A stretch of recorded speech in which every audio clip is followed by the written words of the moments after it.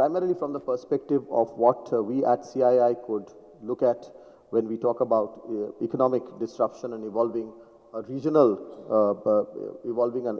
growth architecture. In this era of what we call, and I think Mr. Prabhu referred to it in a different way, of competitive federalism, and also cooperative federalism is probably what he talked much more of. We see a big trend coming in terms of how we need to, for instance, India does need to grow at over 10% year on year for several years. Manufacturing needs to grow at above, I would think, about 12 to 14% year on year for many, many years for India to achieve the status of a developing nation which one aspire to. But looking at the impediments towards that from CII, I'd like to just talk about a few very critical issues where we think we would need to get involved more and more aggressively.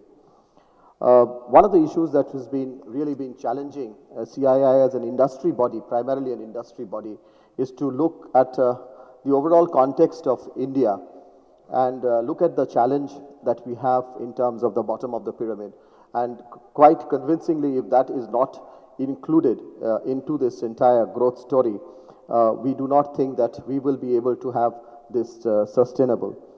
And today, really growth does not mean anything to the common man on the road unless we're very well explained.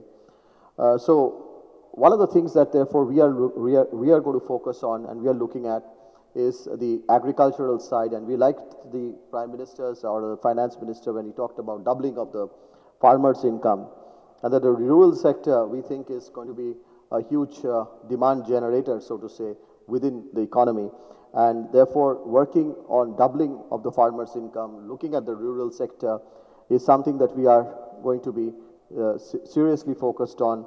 Through that, we believe certain economic disruption can actually we can relate to the economic disruption being related through that. That's going to be very critical. We do feel that the importance of the city that is being attached to, but really working, industry working, and the institution CII working for rural India is something that's and taking more and more disruption over there, models there, is going to be very critical. The other piece that we have been talking about is employment and jobs. And when we talk about Industry 4.0, we talk about artificial intelligence. We also talk about skilling. There are many targets of skilling. There also we need to have a completely disruptive environment to see that the people that are being skilled, that the people are, the type of skilling that we are doing in the country is pretty traditional even today after so many changes, after so much of focus by the government of India, continued focus. We feel that a completely different dimension of skilling needs to be led by the private sector along, of course, with the government. And I think that's where we have a huge responsibility in CII through our state networks to see we can have and focus on the future of jobs. And this 1 year, the last 12 months, has seen three different sort of national level ideation and report on future of jobs.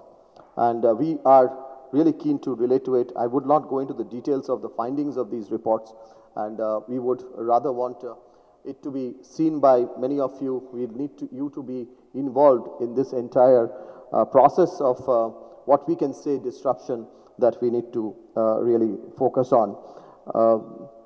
I've got a third and a fourth area which are related and would like to really focus on it and say that CII again would have to bring in phenomenal industry leadership in seeing how we are able to bring in disruption there. And I do not think that's going to be the government of India's job alone. And the government of India alone cannot do it. And these are two very important areas, and it's no-brainer really. It's education and healthcare.